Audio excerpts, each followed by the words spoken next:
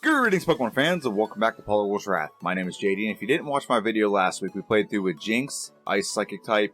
Played through, beat the game in about an hour and 10 minutes, just under an hour and 10 minutes.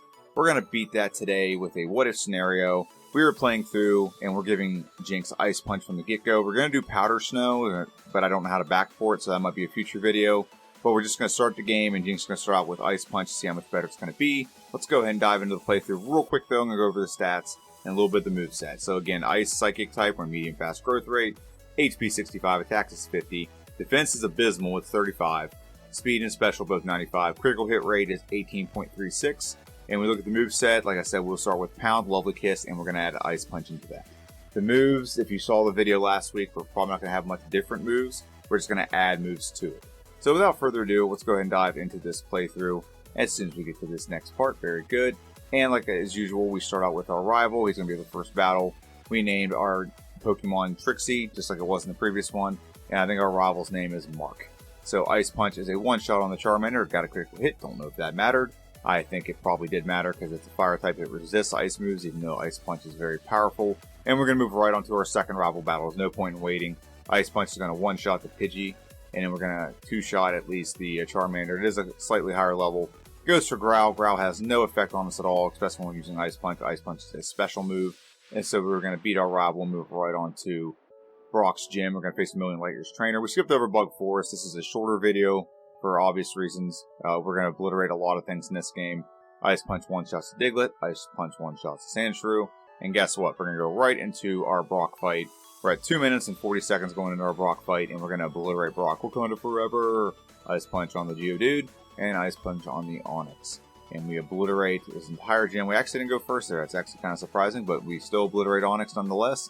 Beat Brock and move right into Mount Moon. And in Mount Moon, we grabbed a couple things, Water Gun and Mega Punch. They're not great moves for this Pokemon, but they just add a lot of extra power points. Water Gun is a special move. It goes off for a high special. And Mega Punch doubles the output that Pound had. So it just gives us more power points. We still have Lovely Kiss. Don't know how needed that is. And I'm just showing a little bit here. So first off, we do pick up the rare candy when we get to Cerulean? Yeah, Cerulean City. And then now we're going to face our third rival battle. Again, our rival battle is not going to be a contest. This first Pokemon is Pidgeotto. Pidgeotto goes down to one Ice Punch. Super effective. Mega Punch on the Abra. Very good. His Mega Punch or Water Gun on the Rattata. Very good. Critical hit. Don't know if that mattered. But a 2-hit with Water Gun on the Charmander. Gets the knockout. Very good. Get a pretty easy win over our third rival and we'll move right in and face Misty's gym. Again, I don't show these battles very often, but I'm getting a couple extra levels here while we can. Mega Punch, not quite a one-shot. It was very close to the critical, but we're going to just do 2 shots on the Shelter, and now we're going to move right on to this trainer who has a Goldeen. She has Peck. Peck isn't really an effective move against us, but it is a physical move, and we have low defense, so it is what it is. We get the win, pretty easy win. Now we're going to go ahead and save. Actually, we didn't save, we just healed. And we're going to face Misty. Misty is the water specialist. She comes out with Staryu. Ice Punch is going to be a 2-shot on the Staryu. Starmie comes out, a little bit better special. Critical hit, don't know if that mattered or not. But it got down to about 50% health. Seismic Toss will finish off the Starmie. We add Bubble Beam, and so now our moveset has evolved a little bit. We now have Bubble Beam instead of Water Gun. A 65 base power water move. Very powerful, and we'll move right on to our rival. We did add Body Slam as well to replace Mega Punch, so now we have all 100% accurate moves. We don't have to worry about missing other than Gen 1 missing. Body Slam on the Kadabra, very good. And Charmeleon is Charmeleon, the one-shot with Bubble Beam. It is. So we obliterate our fourth rival, and we move right on to Lieutenant Surge. Trash Man Lieutenant Surge. We got trash all over his gym. That's why you gotta root around in some trash for a button. Ice Punch on a Voltorb. A Ice Punch on the Pikachu. And Raichu comes out, and we're going to do 2 Ice Punch. Ooh, we almost got knocked out there. Critical hit, don't know if it mattered. But we get the win over Lieutenant Surge, the Trash Man, and move right on to Rock Tunnel. Rock Tunnel, we're just going to showcase a little bit of stuff in here. It's a shorter video, so I thought I'd showcase a little bit of the things we don't usually show in our videos. Like, for example, the path we go in here. It's not a difficult path, but there are some tricky trainers. The Slowbro is actually quite tricky because we have nothing great against it. I'm sorry, Slowpoke, not Slowbro. So this trainer can be tough. Or they can be tricky, not tough, but tricky. Because we don't have anything great. She doesn't have anything great against us either, but Headbutt can do a lot because we're very frail, like I said earlier. And we move on. This trainer is the complete obliteration. because it's grass type. Ice Punch on the Oddish, Ice Punch on the Bulbasaur. I'm going to move right on, and like I said, we avoid all the other trainers in here. We really do a lot of minimum trainers if we can. That's the whole goal when we're doing through a solo playthrough like this, especially when a Pokemon has decent stats across the board. The only time we really need to fight any extra battles is when we just, we need the levels. And so this is going to complete obliteration. We're going to one-shot everything on this, and we beat Boomer and move right on to Celadon City. Now that we're in Celadon City, we do have a really big upgrade on our moveset. We moved from Ice Punch to Ice Beam. So that's the first thing, so that's pretty nice. And then we also added Psychic. So our moveset right now is Ice Beam, Bubble Beam, Body Slam, and Psychic. And so now we're going to go and face Erica. Erica, we really have two options to just obliterate her team. Ice Beam with the Victory Bell, critical hit, doubt it mattered. Yeah, we're not gonna learn Ice Punch over Ice Beam. Ice Beam's way more powerful. Critical or one-shot knockout on both the Tangela and the Vileplume. Don't know if the critical hit mattered on the Vileplume, but we obliterated it nonetheless. And now I'm showing these two battles. These two battles are the weirdest battles in the game, because they're some of the only trainers you come across that if you walk in front of them, they don't like the little exclamation point doesn't go over their head and they come at you. You have to actually click on them. They're very weird. I call them Tweedledee and Tweedledum, and we obliterate them. I mean, they have poison type and they have ground type, so we're gonna one-shot the Ekans. Sandshrews going to come out. We're going to Bubble Beam the Sandshrew. It's a one-shot. And then Arbok comes out. We're going to Ice Beam the Arbok. And that brings us right into our first rival battle. Or I'm sorry, our first Giovanni battle. I apologize. And then Giovanni's going to come out. And we're going to go for Bubble Beam on the first Onix. Bubble Beam on the Rhyhorn. And then Kangaskhan comes out. Ice Beam is a one-shot on the Kangaskhan. So clean sweep. We're at 22 minutes and 50 seconds right now going into our fifth rival battle. We are pacing much faster than we did in the previous game. At about 22 minutes, we just beat Brock. That's how slow it was in the previous playthrough without having Ice Punch early. Like I said, I do want to bring Powder Snow from Generation 2 into this game, but that would be something for the future. And we just obliterate our rival. Sorry I talked over that, but we pretty much got a one-shot option for every Pokemon he has. And we're going to move right on to our sixth rival battle. There was no point in going and facing Koga yet. We are in a good spot where we have good moves, we have good stats. And we're at level 36. We're pacing really well. One shot on the Pidgeot, very good. Executes a one shot, very good. Gyarados is our problem Pokemon. We took the wrong dang thing. We do get the speed drop, which is good. Hydro Pump does a lot, but we still get the knockout. And Body Slam on the Alakazam, not a great option there. And we have Charizard, and Bubble Beam's not going to one shot the Charizard. Ember knocks us out. The smart move there is to go for Ice Beam. Ice Beam is a more powerful move, and it's kind of neutral, but it's a more powerful move, so that's what we go for. Gyarados is up next. We go for Ice Beam on the Gyarados. He misses a Hydro Pump, thank goodness. It's actually kind of cheating that he has Hydro Pump. Like, you don't get Hydro Pump till in the level 40s, and somehow he has access to Hydro Pump at such an early level. I don't get it. Our rival's a cheater. Ice Beam knocks out the Charizard, and we get the win over our rival. And we move right on to Giovanni number 2. Giovanni number 2 gets easier because he has more Poison-type Pokemon and less Ground and less Normal type. So Psychic on the Nidorino because it's Poison-type. Ice Beam on the Kangaskhan just because it's normal and that's our most powerful move. Bubble Beam on the Rhyhorn. And with Nidoqueen coming out, Nidoqueen does not get one shot. She's a bulky girl. And we get paralyzed. It makes the battle a little bit more interesting than it has to be. Now I made a blunder here. I should have gone straight for Jasmine, saved a little bit more time, but instead I went to Koga. We're going to have a great match against Koga, so that's fine. And we have a good matchup. Psychic will one-shot the Coughing. Psychic, it one-shots the Muck. Don't know if the critical hit mattered there, but one shot on the Coughing. And are we going to one-shot the Weezing? We do. We obliterate Koga's gym, and we move right on to Blaine. We've kept Water Gun on, or Bubble Beam on this moveset just for Blaine. That gives us a more powerful one-shot ability. Critical hit, don't know if it mattered. Super effective on the Ponyta. Rapidash comes out. We go for Ice Beam on the Rapidash. It misses its Fire Spin. Very good. And now we have two Pokemon left. We have a Psychic on the Arcanine. He heals. He's in a healing loop.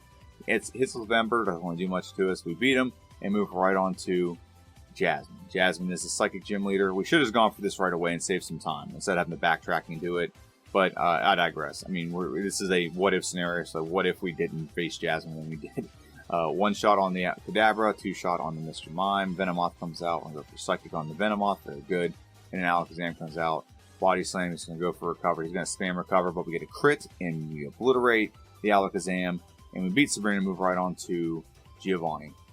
Giovanni number 3, and his team is just going to be a complete one-shot town. Just got to pick the right moves. Ice Beam on the Rhyhorn, Ice Beam on the Dugtrio, Nidoqueen comes out, Ice Beam on the Nidoqueen, Nidoking comes out, Ice Beam on the Nidoking, very good. And now we have one Pokemon left that is Rhydon. Does he survive? He does not. We got a critical hit. We obliterate Giovanni. And with that being said, we got all of our gym badges beat and move right on to our rival battle. The rival is going to come out with a Pidgeot. And we've not added a move yet. We're just going to go straight for the attack. One shot on the Pidgeot, one shot on the Rhyhorn, very good.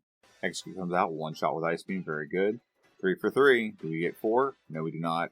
But Gyarados does leer us, so it ups our stats across the board. Our defense goes down a little bit, but we does up our stats. So Body Slam on the Alakazam. He gets paralyzed. We knock it out. This is with one Pokemon left. Ice Beam. Knock it out, very good. Clean sweep of his entirety. Didn't take any damage. Move right on to the Elite Four. Now, before we go into the Elite Four, we're going to pause here real quick and just take a quick look at the stats and the moves. Stats: attack is 112, defense is 94, speed is 167, and special is 167. And if you look in the bottom left corner, those are our stats with the applied badge boosts. So attack's 126, defense is 105, speed and special both 187. Second playthrough in a row, these things are completely aligned. It's kind of crazy that they're both exactly the same when we get to this point. And then let's go into the moveset. I went too fast, but I'll just talk about it in the left corner. Ice Beam, Mimic, Body Slam, and Psychic. Ice Beam and Psychic are stab moves. Body Slam is for things that are resisted to, like special moves. Body Slam is our alternative. And then Mimic lets us Mimic for badge boosts or recovering options. So let's go into the Elite Four and face Lorelei. Lorelei is the Ice Specialist, and she will lead out with a Dugong Gong Gong. Dugong Gong Gong is going to go for, I believe he's going to go for Rest. He's going to go for Takedown. Okay, never mind, Takedown. So he does a little bit of damage to himself, and then we face Cloyster. Cloyster will go down to 2 Psychics. It does heal itself, and we're going to go for Mimic, go for Amnesia, and this will up our already great special and all of our other stats as well. But our special is going to go up, and it's really high right now. So now we're going to go for Ice Beam on the Slowbro. It's a one-shot. Is it a one-shot on the Jynx? I can just go for Body Slam on the Jynx. Very good. Hey, that's us. And in Lapras, it's going to be a 2-shot. Don't know if critical hit. I think critical hit probably stopped from being a one-shot, to be honest with you. We beat Lorelei pretty handily and move right on to Bruno. We're at 40 minutes and 28 seconds. So for comparison, we were at 1 hour and 9 minutes, 57 seconds with a normal playthrough. So adding Ice Punch has really changed the dynamic of this Pokemon. I think Powder Snow would do about the same. It's just not as powerful, but it still do a lot of the one-shot things that we talked about. Really, it's just getting by Brock. That's the big thing. So we're obliterating, I should say, Bruno's team. We don't talk about Bruno very much. His team sucks. So we obliterate him, and we're going to heal up and go on and take on Agatha. Now you have the Agatha water here. She can poison you, put you to sleep, paralyze you, confuse you. But as long as we have a super effective move that is Stab, that's called Psychic, we will one-shot everything in our path. So Gengar goes down, Golbat goes down, Haunter goes down. Is Arbok a one-shot? It should be a one-shot. Last Gengar can't really do anything to us other than maybe confuse us, but it goes for a heal. We get the knockout, we take no damage, and we move right on to the next Pokemon trainer, which is Lance, the liar with the flyers. He's not a liar in this generation. He's got more dragon than he does flyers in this generation. In Generation 2, my guy Squidgy calls him the liar with the flyers, says all of his Pokemon are flying type. So we get one shot by the Gyarados because of Hyper Beam. So this is why our low defense is kind of a hindrance. And we get a one-shot Ice Beam on the Gyarados in the second try, so the first try must have been a big fluke. And so we're not even going to go for a setup. We're going to go right for Ice Beam across the board. It's super effective. And look how much Ice Beam can do in the top left corner right now against the Dragonite. 570 effective power. We obliterate Lance, and we get a dumb reset just because of some stupid Hyper Beam when we could have just swept his team and saved even more time. But now we're moving on to the champion. The champion is our 8th and final rival battle. He leads out with a Pidgeot. We've upgraded the moveset a little bit. We've added Double Edge. We still have Mimic. We're going to go for Mimic on the Alakazam. We're going to go for Reflect. And he goes for Reflect as well. We're just going to go for Ice Beam. And Ice Beam's going to do a 2-shot to him. Very good. We have full health going into the Rhydon. We're going to go for Reflect on the Rhydon. A critical hit skips over our damage protection from Reflect. So that's why I was like, I'm not going to go for this. He gets another critical hit, he can knock me out. I'm going to not one-shot the Executor, which I don't understand that. It's weak to us. We have a stab move. I don't understand it. But we don't get the knockout. Gyarados comes out, Hyper Beam, and he knocks us out. So we get a loss to our rival, aka the champion. And so now we're going to try this again. So this time, I think we're just not even going to go for any kind of setup move. We're going to mimic, reflect again. Yeah, we're probably just going to sit there and spam reflect until we get the right RNG to knock out the Rhydon and get a little bit of our badge boost. So we're going to just go for Ice Beam. We're not going to worry about it. I don't know why I went for reflect then, if we're not going to do that. Executor still is not a one-shot, but now we can actually go for, we should have just gone for reflect right there. He's frozen. He can't do anything. It will prevent Gyarados from being able to do anything crazy to us. Like, he can get a critical hit or something and knock us out. That could happen. We get leered, we level up, and we go take the Charizard down in one Ice Beam. So we get the win over our rival, aka the champion. Now we're the champion. And so I'm going to pause the video right here and just talk a little bit about it. So, 44 minutes and 55 seconds. This is a complete and utter, like, change of pace when it comes to this Pokemon. Having a super effective move to get by Brock in like 3 minutes drastically changes this Pokemon. If you look at it, like, we took us about 23 minutes to get by Brock before. We knocked 3 minutes off, and that saves 20 some minutes. And a more powerful move gets you through a couple other parts of the game also, and we definitely could have saved some time. Like I said, I went out of order when it comes to the gym leaders. After we beat our, sixth rival battle in Silphco, we should have gone right for Jasmine and got the win there. And we just had to beat Blaine, and then it wouldn't have been that much. It would have been a couple seconds. It is what it is. This was just a video for fun. This is not going to count towards our ranker. We might have to look at some other what-ifs, though. Like, I have one. I just redid a playthrough of Poliwrath to see how it ranks in the thing. And I'm not going to announce that till Friday, whenever we do our Lapras video. I'm going to go over and explain that. However, I do want to do a video where, what if Poliwrath has amnesia? My lord, if Poliwrath had amnesia, this is a broken game. This game is completely broken for Poliwrath. Poliwrath, in the first playthrough, it get like 43 minutes and 26 seconds. I'm not going to tell you what happened in the second playthrough that I did yesterday. However, it's a better time, so keep that in mind. And it's not with amnesia. If this Pokemon had amnesia to start the game, it's not even close. It's not even comparison, in my opinion. So we'll see how that goes. I'll let you guys see what happens with the second playthrough, and then we might do a what if scenario with Poliwrath. I'm really liking a lot of these what if scenarios for Generation 1 because, well, it's limited. This is why Generation 2 is so fun, but also like convoluted. Generation 2 has egg moves.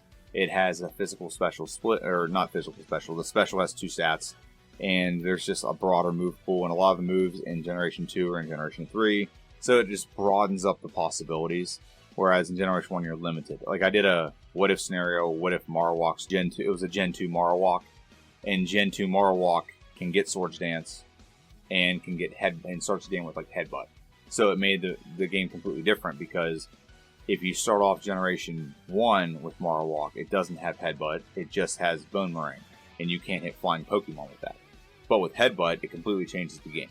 So just some examples of what I've done in the past with what ifs, but there's also a lot of possibilities that happen with what if scenarios. If you have any ideas for a what if that you want me to try, I have time. If it's Generation 1 what ifs go pretty fast. So I can squeeze one of those in potentially if I find a good one that's really intriguing. So let me know what you think in the comment section down below. This is JD, this is Poliwrath Wrath. I will have the real video that comes out this week, the actual one that's in our series, and it's Lapras. Lapras does pretty solid, so you're going to enjoy that. Let me know what you think in the comment section down below. Have a good one, and I'll see you guys next time.